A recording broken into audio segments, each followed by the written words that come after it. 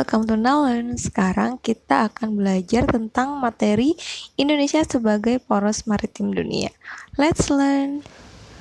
Oke, mari kita cari tahu apa sih poros maritim dunia. Kalau kita lihat dari pengertian katanya, poros itu kan artinya pusat ya. Jadi kalau poros maritim dunia artinya Indonesia sebagai pusat kegiatan maritim di dunia.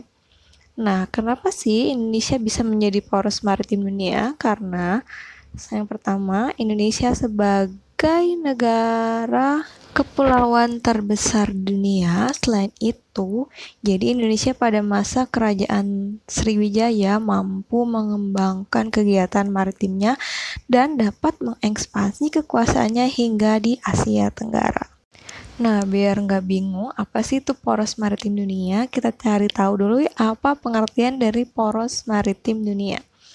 Jadi, Indonesia sebagai poros maritim dunia merupakan cita-cita negara yang diwujudkan untuk menjamin konektivitas antar pulau, pengembangan industri perkapalan, perbaikan laut, dan fokus pada transportasi kemaritiman. Jadi, kalau maritim itu lebih pada kegiatan atau aktivitas transportasi di atas laut.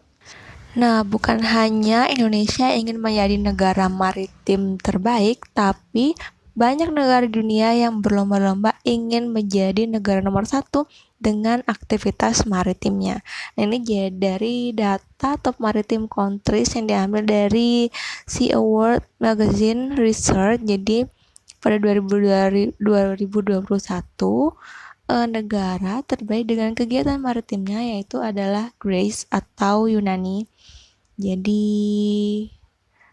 nomor 2 ada Jepang, nomor 3 ada Cina, nomor 4 ada Singapura, nomor 5 ada Hong Kong, nomor 6 ada Jerman, nomor 7 ada Korea Selatan, nomor 8 ada Norwegia, nomor 9 itu ada Bermuda. Bermuda itu negara kepulauan Britania Raya.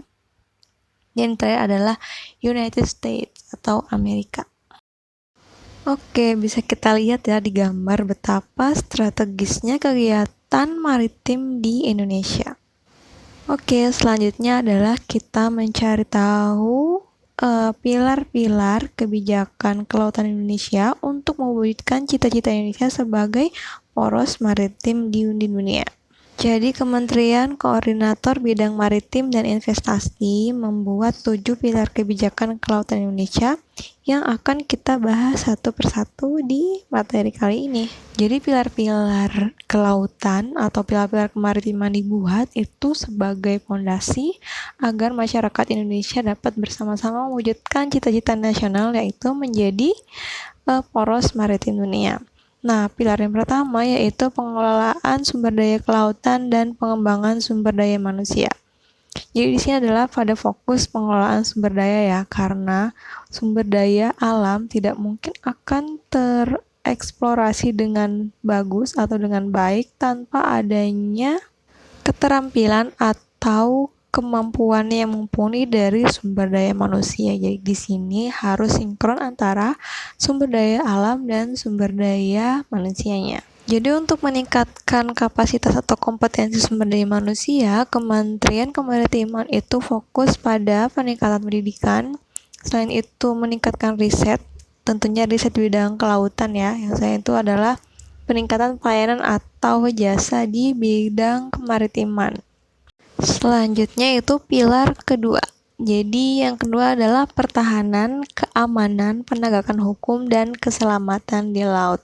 Jadi pengembangan sumber daya alam dan sumber daya manusia itu tidak mungkin akan terlaksana secara sempurna tanpa adanya pertahanan dan keamanan serta penegakan hukum di wilayah laut. Ya, kita tahu sendiri bahwa wilayah laut Indonesia itu berbatasan dengan berbagai negara di dunia. Nah, jika kita tidak melakukan pertahanan atau keamanan yang kuat, maka kemungkinan sumber daya alam kita dicuri oleh negara lain itu akan semakin besar. Jadi di sini pokoknya adalah keselamatan sumber daya laut kita.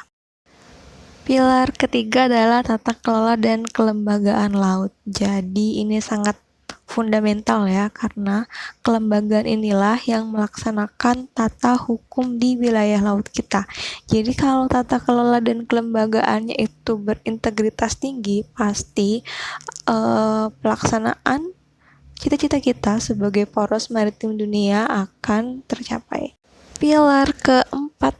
Jadi yang keempat adalah ekonomi dan infrastruktur kelautan dan peningkatan kesejahteraan. Jadi pada intinya cita-cita Indonesia sebagai poros maritim dunia adalah untuk meningkatkan kesejahteraan warga negara Indonesia dengan memanfaatkan sumber daya kelautan Indonesia sebagai pendapatan nasional. Pilar kelima yaitu pengelolaan ruang laut dan perlindungan lingkungan laut. Jadi sumber daya laut itu tidak hanya dieksplorasi atau digunakan, tapi juga dijaga kelestariannya. Sebab seluruh aktivitas kelautan itu harus bersifat kesinambungan dan menjaga kelestarian laut.